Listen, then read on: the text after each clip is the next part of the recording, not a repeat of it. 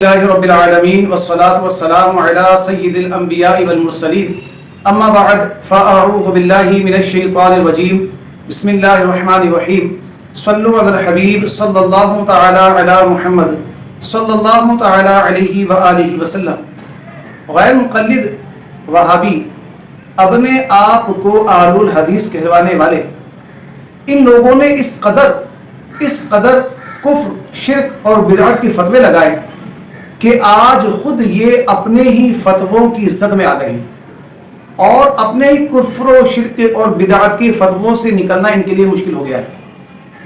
اس لیے ہمارے بڑوں نے کہا کہ وہابی بولتا تو ہے مگر سمجھتا نہیں، سوچتا نہیں کہ کیا کہہ رہا ہے، بس دوسروں پر تنقید، اعتراض، کفر و شرک اور بدعت کے فتوے، ہر چیز شرک، یا رسول اللہ کہہ دیا تو شرک، یا علی کہہ دیا تو شرک، یا غوث اعظم کہہ دیا تو شرک، کسی مردے کو پکارو، مردے نہیں سنتے، ان کو پکارنا شرک۔ اچھا جناب والا، کسی کو جو وہاں حاضر نہ ہو اس کو پکارا جائے، اس کو ندا کی جائے تو شرک، حاضر ناظر کا عقیدہ بن جاتا ہے۔ اگر کوئی کہیں اور ہو، آپ اس کو کسی اور جگہ سے پکاریں تو یہ حاضر ناظر کا عقیدہ بن جاتا ہے، تو لہٰذا حاضر اور ناظر کا عقیدہ یہ شرک۔ اللہ کے سوا کسی کے متعلق یہ کہا جائے کہ حاضر ناظر ہیں، اگر نبی کریم صلی اللہ تعالی علیہ وآلہ وسلم کے بارے میں حاضر ناظر کا عقیدہ رکھا جائے کہ ہم یہاں سے انہیں ندا کریں گے، انہیں پکاریں گے تو وہ ہماری آواز کو سنیں گے، تو کہتے ہیں کہ یہ تو حاضر ناظر کا عقیدہ ہے اور یہ شرک ہے۔ مردے سنتے نہیں، ان کو پکارنا شرک، ایک جگہ سے دوسرے مقام پر کوئی ہو اسے ندا کی جائے تو بھی شرک۔ جناب والا اتنے زیادہ شرک کے فتوے لگا دیے، کچھ تو خیال کر لیتے، کچھ گنجائش چھوڑ دیتے، نہیں چھوڑی۔ اچھا، اب ایک اور بات میں آپ کو بتاتا ہوں کہ اگر ہم کوئی واقعہ غوث اعظم رضی اللہ تعالیٰ عنہ کا یا خواجہ غریب نواز رحمۃ اللہ تعالیٰ علیہ کا یا کسی اور بزرگ کا، سلف و صالحین کا واقعہ بیان کر دیں، ان کی کرامت بیان کر دیں، تو یہ ہم سے مطالبہ کرتے ہیں کیا یہ واقعہ جو آپ نے پیش کیا ہے، جو کرامت آپ نے پیش کی ہے، یہ قرآن میں ہے؟ دکھا دیں۔ کیا یہ حدیث نبوی صلی اللہ علیہ وسلم میں ہے؟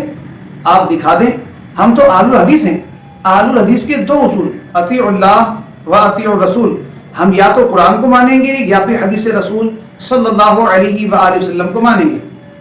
اگر وہ واقعہ قرآن میں نہیں، حدیث میں نہیں، تو وہ جھوٹ کہانی، اپنے پاس سے گڑھا ہوا واقعہ۔ جناب والا، جب ہم کسی بزرگ کا واقعہ بیان کر رہے ہیں تو وہ تو نزول قرآن کی بات کا ہے، تو قرآن میں کس طرح آئے گا؟ صاحب حدیث رسول اللہ صلی اللہ علیہ وآلہ وسلم کی ظاہری حیات طیبہ کے بعد کے کسی بزرگ کی کرامت کا ذکر ہے یا واقعہ ہے تو وہ حدیث رسول میں کس طرح بیان ہوگی؟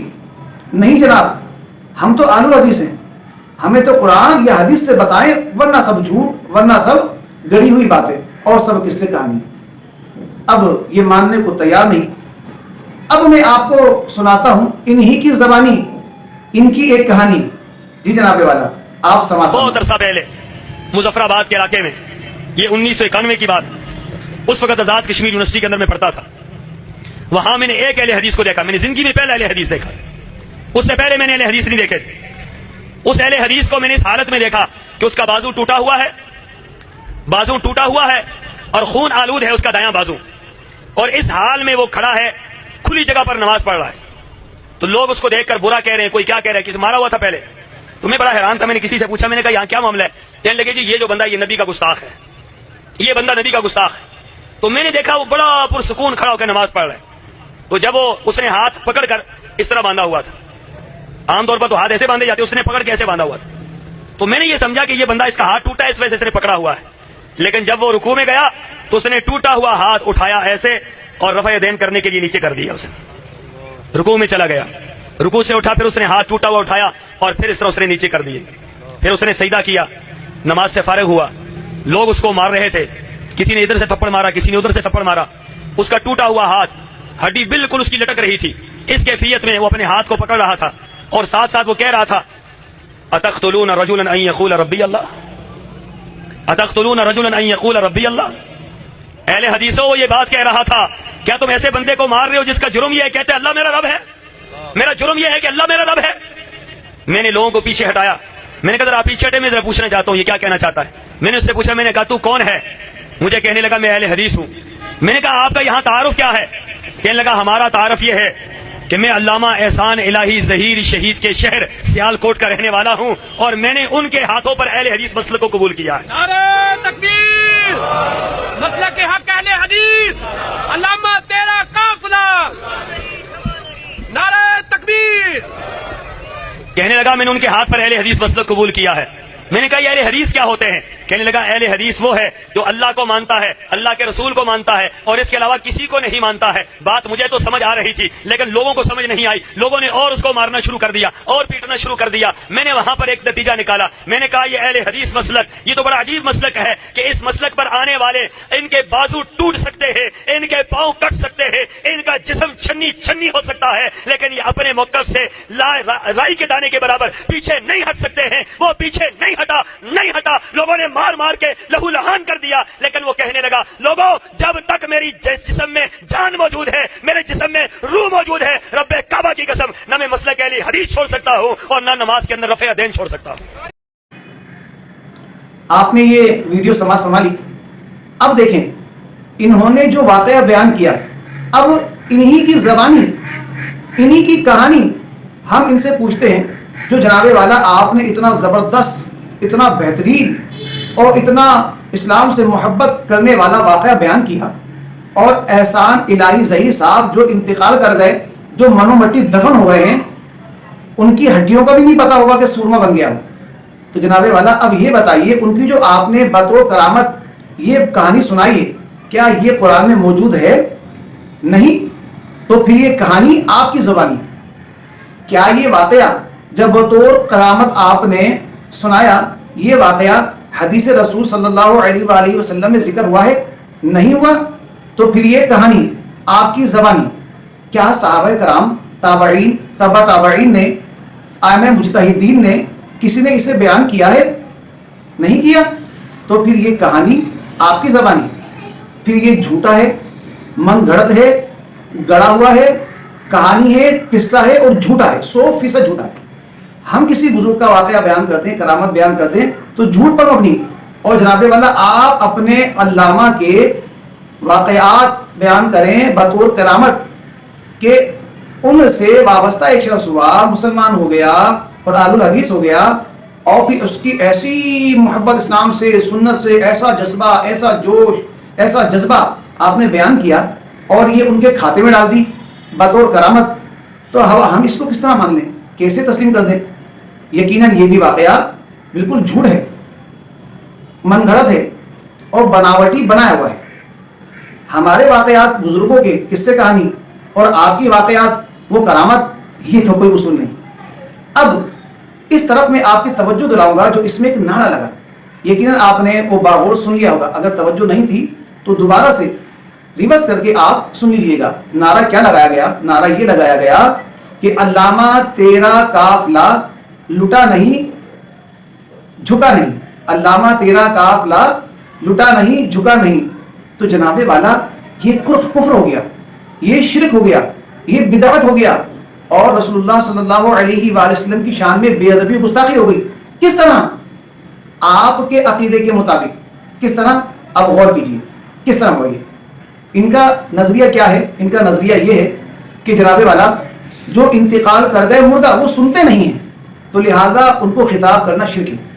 اب احسان الہی ظہیر صاحب جو ہے وہ انتقال کر گئے اور انہوں نے مخاطب کر دیا علامہ تیرا قافلہ جھکا نہیں لٹا نہیں. اب تیرا قافلہ یہ تو مردے کو خطاب کیا جا رہا ہے، مردہ تو سنتا نہیں بقول ان کے، تو لہٰذا اب مردے کو پکارنا شرک ہو گیا، اہل الحدیث مشرک ہو گئے اپنے ہی فتووں سے. دوسری بات، جو اس جگہ موجود نہ ہو اسے پکارا جائے تو یہ عقیدہ بنتا ہے حاضر و ناظر کا.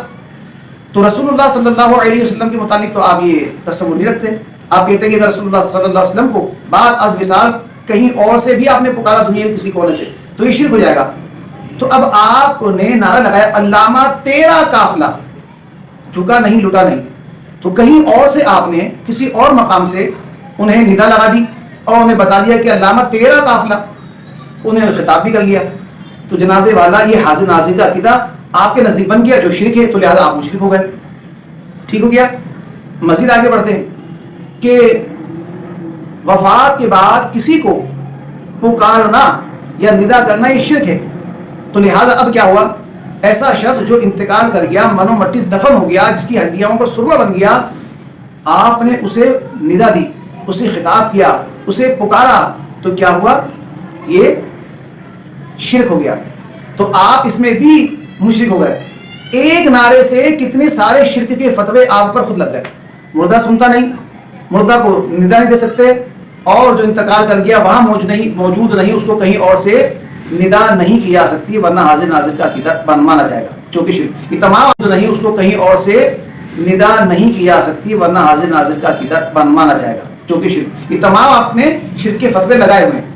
اب گستاخ رسول کہاں سے ہوئے آپ کہ رسول اللہ صلی اللہ علیہ وآلہ وسلم جو امام الانبیاء ہیں وہ تو اپنی قبر میں نہ سنیں، آپ کا علامہ سن لے. نبی سے مقام زیادہ بڑھا دیا اہل حدیثوں کے عالم کا. نبی پاک صلی اللہ علیہ وآلہ وسلم کے متعلق یہ نظریہ رکھنا کہ کسی اور مقام سے حضور کو پکاریں گے تو یہ شرک. تو آپ بھی کسی اور مقام سے اپنے علامہ کو پکار رہے ہیں، حاضر ناظر کا عقیدہ بنا آپ کے فتوے سے، آپ مشرک. پھر آپ نے فتویٰ دیا اسی بات پر کہ مردے کو ندا نہیں کی جا سکتی، پکارا نہیں جا سکتا. تو رسول اللہ صلی اللہ علیہ وسلم کو پکارنا شرک، ناجائز، حرام، گناہ، بدعت، جہنم میں لے جانے والا کام. تو آپ نے اپنے علامہ کو پکارا بعد از وصال، علامہ تیرا قافلہ، جھکا نہیں لٹا نہیں.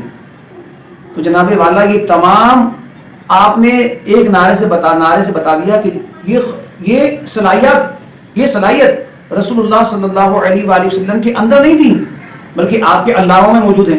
وہ مرنے کے بعد سن بھی سکتے ہیں، وہ مرنے کے بعد حاضر ناظر بھی ہو سکتے ہیں، اور وہ مر جائیں تو بعد از وصال ان کو ندا بھی کی جا سکتی ہے، انہیں پکارا بھی جا سکتا ہے جناب والا. تو یہ سارے کفر کے فتوے، شرک کے فتوے، بدعت کے فتوے آپ کے لگائے ہوئے آپ پر لوٹ آئے ہیں. تو آپ مشرک بھی ہو گئے اپنے فتووں سے، بدعتی بھی ہو گئے اپنے فتووں سے، اور گستاخ رسول بھی ہو گئے، کیونکہ آپ نے اپنے علامہ کو رسول اللہ صلی اللہ علیہ وآلہ وسلم سے زیادہ مقام مرتبہ دے دیا ہے کہ حضور میں تو صلاحیت نہیں ہے، لیکن آپ کے علامہ میں اتنی صلاحیت ہے کہ وہ بعد از وصال ان تمام چیزوں کا حقدار ہے. استغفر اللہ. تو صحیح کہا کسی نے. اور ہم کہتے ہیں کہ اہل الحدیث جو آج اپنے آپ کو اہل الحدیث فرقہ کہلاتا ہے، جو سلفی بھی جن کا نام ہے، غیر مقلد بھی انہی کا نام ہے، اور اہل الحدیث بھی انہی کا نام ہے، اور جناب والا نجدی بھی انہی کا نام ہے، یہ تمام نام انہی کے ہی ہیں. تو لہذا کیا ہوا، یہ اپنے ہی فتووں سے مشرک قرار پائے، اور یہ گستاخ رسول ہیں، 100% گستاخ رسول ہیں. جی ہاں، اللہ تعالیٰ ہمیں ان سے محفوظ فرمائے.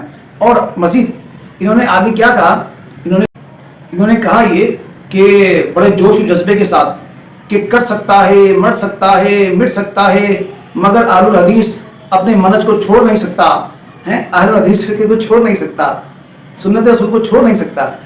تو جناب والا چلتے چلتے لگے ہاتھ آپ یہ ویڈیوز بھی سماعت کر لیں، دیکھ لیں کہ یہ کیا کہہ رہے ہیں. اور محرم میں جنہیں یہ کہتے ہیں اہل تشیعوں کو شیعہ کافر ہیں، تو محرم میں گھوڑے کی پوجا کرتے ہیں.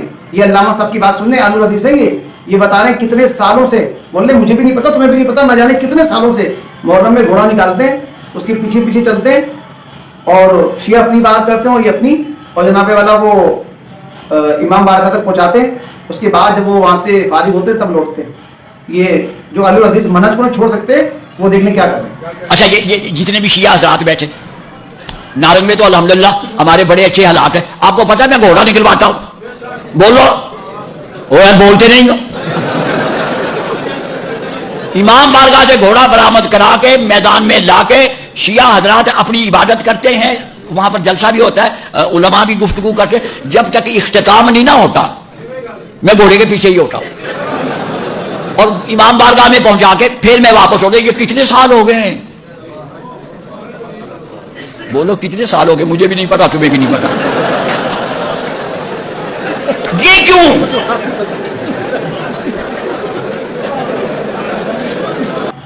اور جناب والا آپ نے دیکھ لیا کہ انہوں نے کیا بیان کیا. لمبی ویڈیو ہو رہی ہے اس لیے مختصر کر رہا ہوں میں. اب منہج کو نہیں چھوڑ سکتے, کر سکتے ہیں, مر سکتے ہیں, سب ہو سکتا ہے. اب یہ ویڈیو بھی آپ دیکھ لیں جو اہل الحدیث اہل الحدیث فرقے کو چھوڑ کر اہل تشیع شیعہ ہو گیا, یہ بھی سن لیں. اعوذ باللہ من الشیطان الرجیم, بسم اللہ الرحمن الرحیم. محترم مکرم سامعین کرام, السلام علیکم ورحمۃ اللہ وبرکاتہ. میں مسلک اہل حدیث کا ایک خطیب ہوں. جو دوست سوشل میڈیا استعمال کرتے ہیں وہ مجھے اچھی طرح جانتے ہیں. آج ایک اہم اعلان کے لیے میں حاضر خدمت ہوں. وہ اہم اعلان یہ ہے کہ کافی عرصے سے میں حق زہرا سلام اللہ علیہا پہ ریسرچ کر رہا تھا اور کتب احادیث, کتب تاریخ اور دیگر کتب کے حوالہ جات پڑھ رہا تھا. آج میں نے فیصلہ کیا اور نتیجہ پہ پہنچا کہ بی بی فاطمہ الزہرا سلام اللہ علیہا صلوات اللہ علیہا اپنے حق کے موضوع پہ حق پر تھیں اور ہیں. اس وجہ سے مجھے آج دلی خوشی محسوس ہو رہی ہے کہ آج میں مذہب اہل بیت, مذہب حق کا, مذہب اہل تشیع کو قبول کرتا ہوں. آپ نے سن لیا اور دیکھ بھی لیا.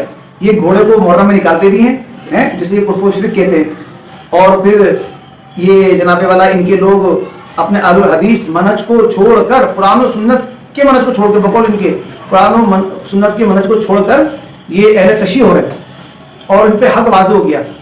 کیوں ایسا کیوں ہو رہا ہے؟ کیونکہ یہ ہر ایک بندہ اپنے آپ کو مفتی سمجھتا ہے. یہ کسی کھاتے میں ائمہ مجتہدین کو لاتے ہی نہیں, اپنے آپ کو ان سے بڑا محقق, عالم, مجتہد اور مفسر اور نہ جانے کیا کیا سمجھتے ہیں. اللہ تبارک و تعالی ہمیں اسے محفوظ فرمائے.